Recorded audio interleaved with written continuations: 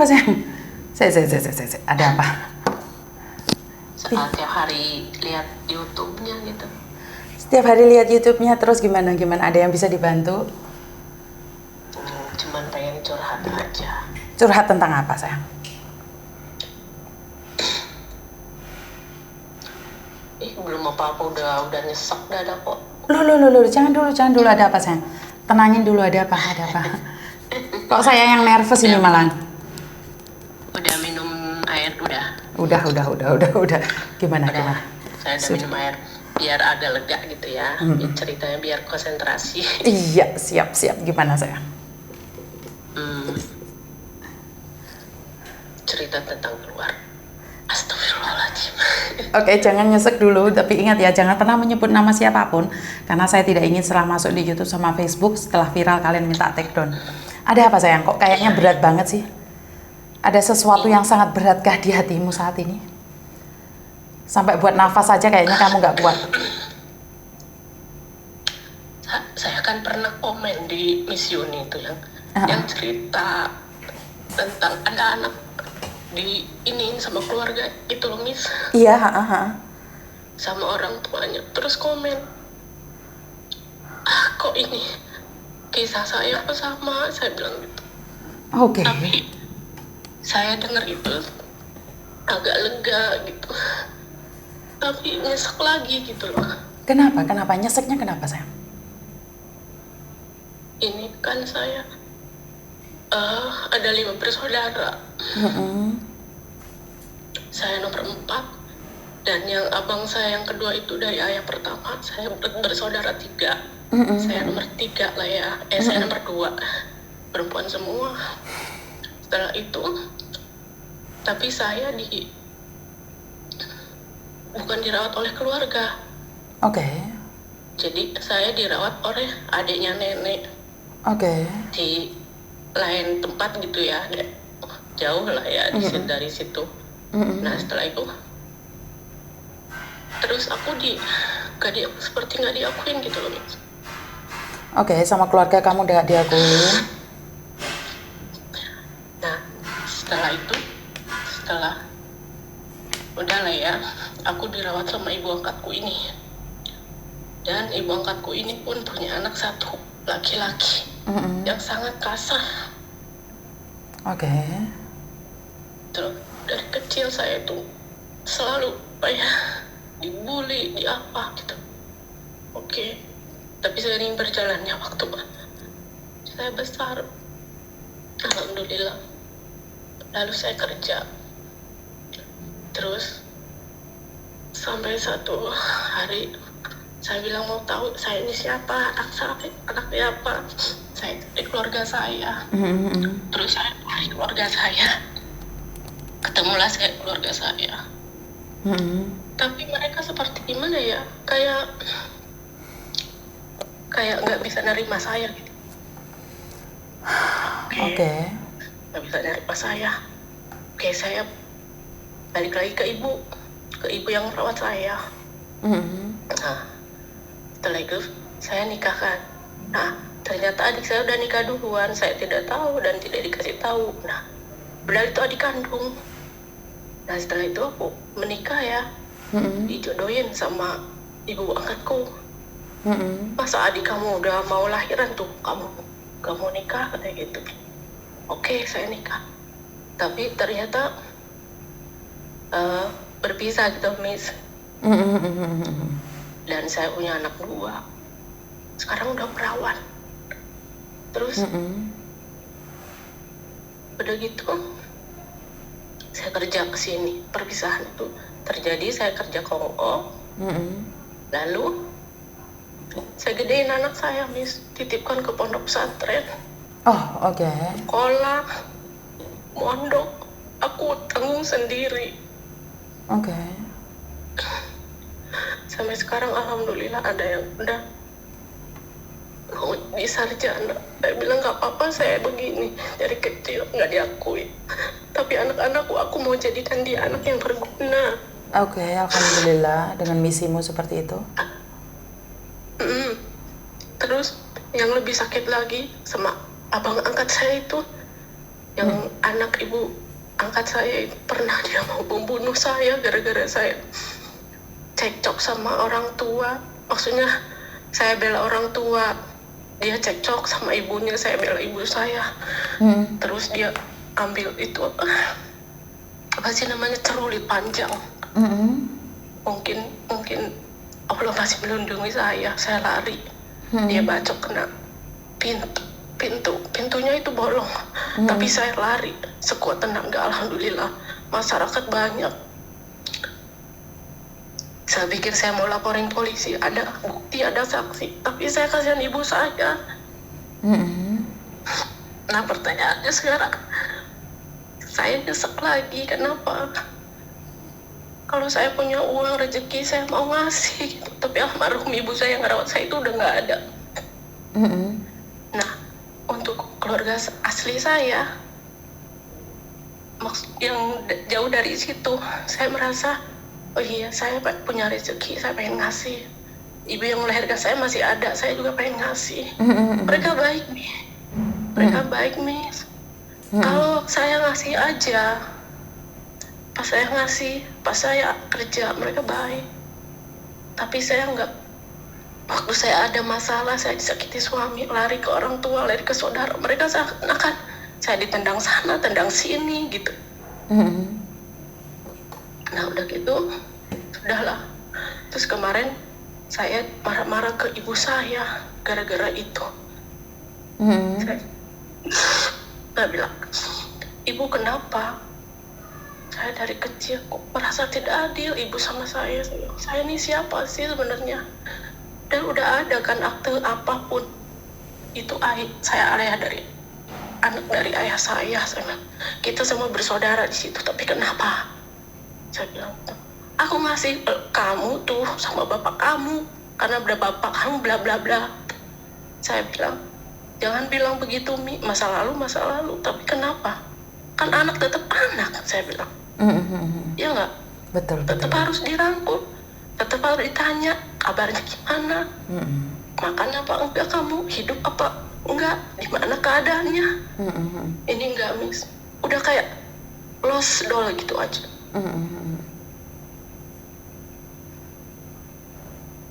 Terus jadi saya masa bodoh ya, kadang masa bodoh, ya udah yang penting aku sekarang punya anak itu kan, harapan saya cuma anak. Tapi satu waktu kadang saya ada kelepasan sama orang tua gitu, padahal orang tua udah tua Miss, udah ada sakit gitu. Tapi kadang kalau udah ngomongin yang enggak gitu, saya udah baik loh, saya ini siapa, anakmu loh, kata gitu.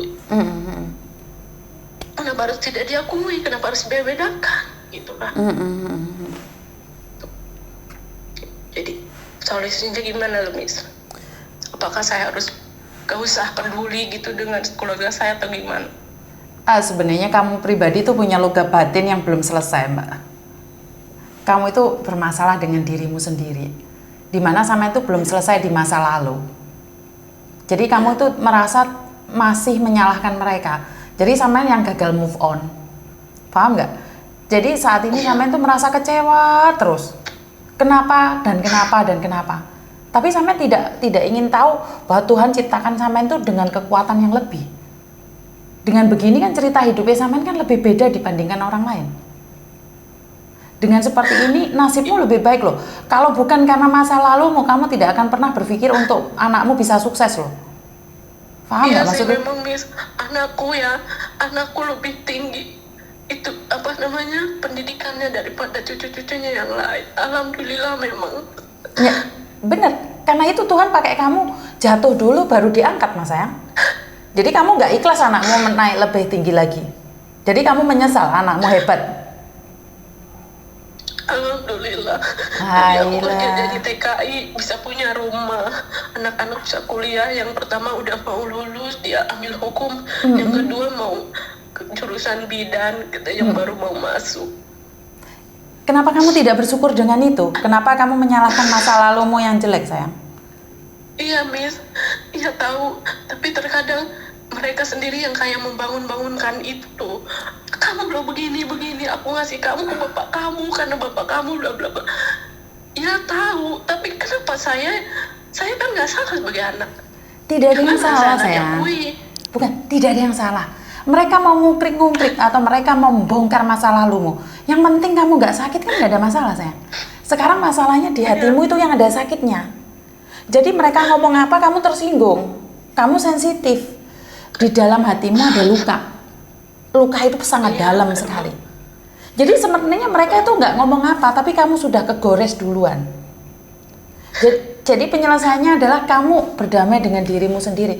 Yang sudah terjadi biarkan. Kenapa kamu nggak berpikir, ya karena masa lalu ini, karena masalah seperti ini, aku jadi TKW. Karena aku jadi TKW, sekarang anakku lebih sukses dibandingkan dengan saudara-saudara yang lain. Benar tidak? Iya. Iya. Sekali. Iya. Jadi kamu dikasih kekuatan yang orang lain tidak punya loh, sayang. Emang sih kata orang, kalau aku cerita ke temen, kamu hebat, kalau aku belum tentu bisa, katanya seperti kamu, katanya gitu. Belum tentu kuat, katanya gitu. Terkadang ya ada ininya juga gitu, Miss, ada titik terendah di mana kita merasa gitu lah, Miss, ya. Ada pengen untuk tempat curhat gitu loh, Miss, ya. Tuh. Nggak ada yang salah, kamu curhat itu nggak ada yang salah. Tapi masalahnya kalau kamu tidak berdamai, kamu yang hancur, sayang. Berarti kamu itu tidak bersyukur dengan kesuksesan anakmu. Iya sih, Miss. Jadi kamu yang harus bersyukur. Jangan meminta orang lain bersyukur atas hidupmu. Jangan mengeluh. Iya. Iya, ini punyamu, sayang. Dan saya selalu punya prinsip saat kamu dijatuhkan serendah-rendahnya. Padahal itu adalah persiapan kamu untuk melenting lebih tinggi lagi. Kamu itu sedang dipersiapkan lebih hebat lagi. Contohnya apa? Anak-anakmu. Jangan sampai masa lalumu ini menghambat rezeki mereka. Jangan ngasih karma jelek. Biar anak-anakmu tumbuh lebih baik lagi. Jangan dendam. Saya mau. Jangan dendam pada ibumu. Ngerti? Iya. Iya, Miss. Lupakan ibumu, lupakan kesalahan ibumu. Gimana pun dia adalah orang tuamu. Loh, apakah Miss Yuni tidak pernah sakit hati sama ibu? Namanya ibu itu cerewete pol, Mbak. Tapi mau gimana lagi? Dia sudah tua loh. Jangan sampai menyesal dia sudah pergi kamu baru nangis loh. Ngerti? Iya, memang sih. Iya. Aku selalu menepis itu semua, Miss. Aku selalu menepis, ya Allah jangan sampai aku keluar kata-kata.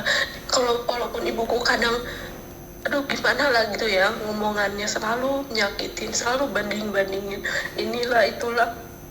Ya udah, kadang apa mulut ini begitu saja gitu keluar loh, Miss.